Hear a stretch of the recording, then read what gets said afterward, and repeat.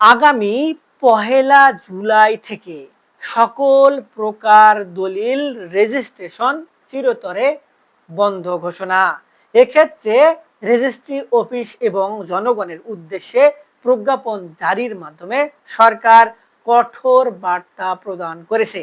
এক্ষেত্রে এই বিষয়টি নিয়ে ভূমি মালিকদের বর্তমানে করণীয় কি, আজকের এই ভিডিওটিতে এই সংক্রান্ত বিষয়গুলো নিয়েই বিস্তারিত আলোচনা করব। ভিডিওর বিষয়বস্তু অত্যন্ত গুরুত্বপূর্ণ, তাই প্রথম থেকে শেষ পর্যন্ত না দেখলে কিছুই বুঝতে পারবেন না। আর দেখার পর যদি ভালো লাগে, আরও কোনো ভিডিও দেখার আগ্রহ জন্মায়, তাহলে আমার চ্যানেলটি সাবস্ক্রাইব করে রাখতে পারেন। আর পরবর্তীতে নতুন কোনো ভিডিওর নোটিফিকেশন পেতে সাবস্ক্রাইব বাটনের পাশের বেল আইকনটি চেপে দিয়ে রাখবেন। আসসালামু আলাইকুম সুপ্রিয় ভিউয়ার্স, আমরা সকলেই কম বেশি জানি যে কোনো একজন ব্যক্তি যদি জমির মালিকানা অর্জন করতে চায় এবং সেটি বৈধ প্রক্রিয়ায়, তাহলে যে জমিটির তিনি মালিকানা অর্জন করতে চাচ্ছেন সেই জমির যে মালিক বা বর্তমান যে মালিক বা পূর্বের যে মালিক, সেই ব্যক্তির কাছ থেকে একটি স্টাম্প পেপারে ওই সকল জমি হস্তান্তরে যে নিয়ম কানুন সেগুলো লিপিবদ্ধ করে সেটি নিয়ে গিয়ে সাব রেজিস্ট্রি অফিসে রেজিস্ট্রেশন সম্পন্ন করতে হয় এবং তারপরেই সেই রেজিস্ট্রেশনের উপর ভিত্তি করে ওই সকল ব্যক্তিকে যারা মালিকানা অর্জন করতে ইচ্ছুক তার জমির মালিকানা বৈধ হয় এবং তিনি বৈধ প্রক্রিয়ায় সম্পত্তি হস্তান্তর করতে পারেন।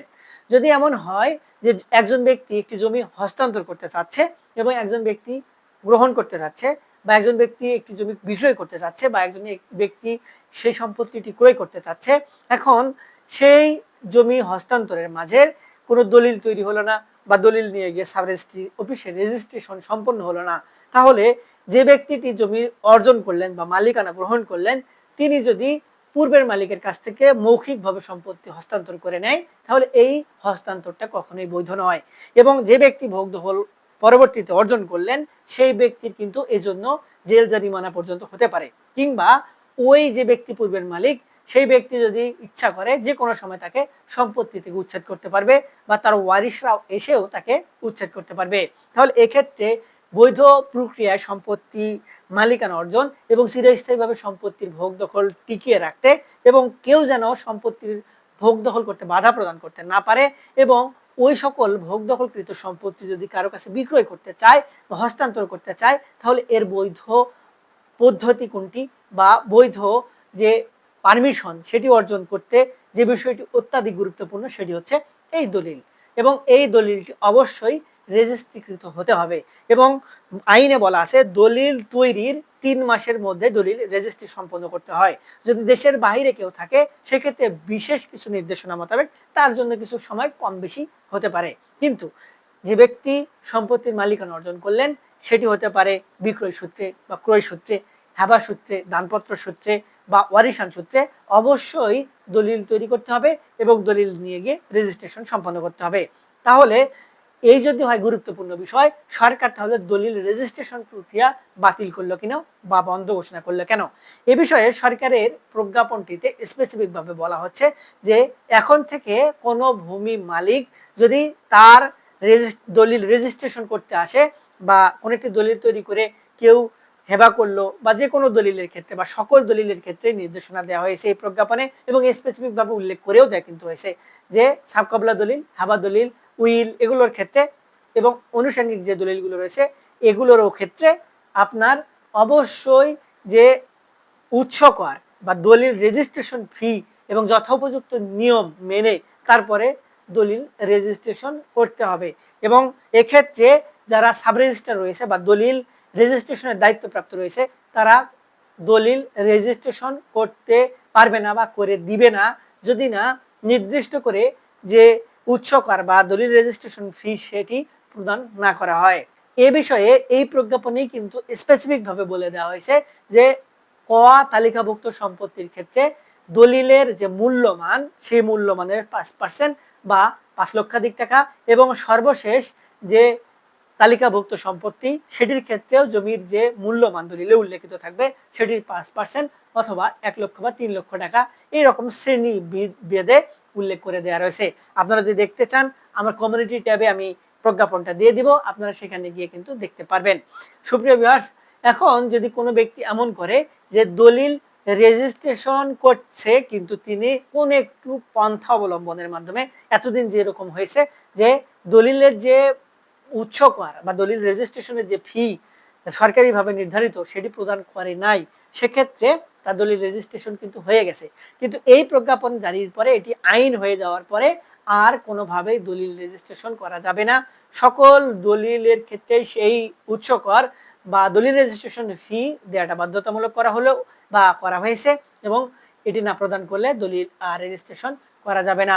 যদি কোনো ক্ষেত্রে দলিল রেজিস্ট্রেশন হয় তাহলে সেটি আইন বহির্ভূত কাজ হবে, এবং এক্ষেত্রে যে ব্যক্তিটি দলিল রেজিস্ট্রেশন করে দিবেন তিনি তো শাস্তির আওতায় আসবেনই, যিনি এই চতুরতার আশ্রয় নেবেন তিনিও কিন্তু শাস্তির আওতায় আসবে। এখন অনেকেই যে বিষয়টি করে যে দেখা গেল যে দলিলের যে রেজিস্ট্রেশন ফি সেটি যদি রাজধানী বা সিটি কর্পোরেশন এলাকায় হয়, তাহলে দলিলের যে মূল্যমান বা অর্থাৎ জমি যে পরিমাণে কেনা হলো সেই পরিমাণে কিন্তু এই উৎস কর দিতে হয়। অর্থাৎ 5 লক্ষ টাকাতে দলিল জমি কিনলেন, সেই 5 লক্ষ টাকার প্রায় কাছাকাছি এই দলিল রেজিস্ট্রেশনের সময় দিতে হয়। এই জন্য অনেকে করে কি, দলিলে জমির মূল্যমান কম লেখে এবং তার 5% কম হিসেবে দিয়ে দলিলটি রেজিস্ট্রেশন করে ফেলেন।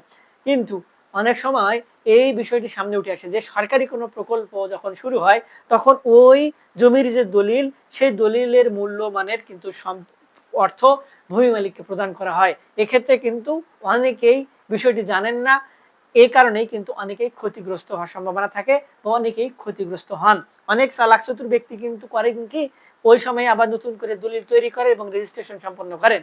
এক্ষেত্রে বিষয়টি কিন্তু আরো জটিল হয়, একই সম্পত্তির বিভিন্ন মূল্যমান হয় এবং এই বিষয়টি কিন্তু অনেক জটিল হয়ে যায়। এই বিষয়েও ভূমি মন্ত্রণালয় থেকে কিন্তু পূর্বে নির্দেশনা দেওয়া রয়েছে, এইরকম চতুরতার কেউ আশ্রয় নিলে সেক্ষেত্রে তিনি ক্ষতিগ্রস্ত হবেন, এক্ষেত্রে সরকার বা রাষ্ট্র কখনোই সেই দায়ভার গ্রহণ করবে না।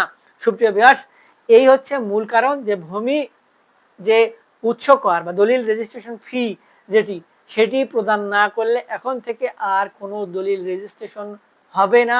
চিরতরে ওই প্রক্রিয়ায় সম্পত্তি হস্তান্তর এবং দলিল রেজিস্ট্রেশন ছাড়া অন্য কোনো পদ্ধতি অবলম্বন করার কিন্তু কোনো সুযোগ থাকছে না, এবং এই প্রক্রিয়া ছাড়া চিরতরে সকল প্রকার দলিল রেজিস্ট্রেশন বন্ধ ঘোষণা হয়ে গেল। সুপ্রিয় ভিউয়ার্স, আশা করি আপনারা ভিডিওর বিষয়বস্তু যেটি সেটি একটু হলে বুঝতে পেরেছেন। তারপরেও এই বিষয়টি কেন এত গুরুত্বপূর্ণ, কি কারণে দলিল রেজিস্ট্রেশন করতে হয় সে বিষয়েও আমি বিস্তারিত আলোচনা করেছি।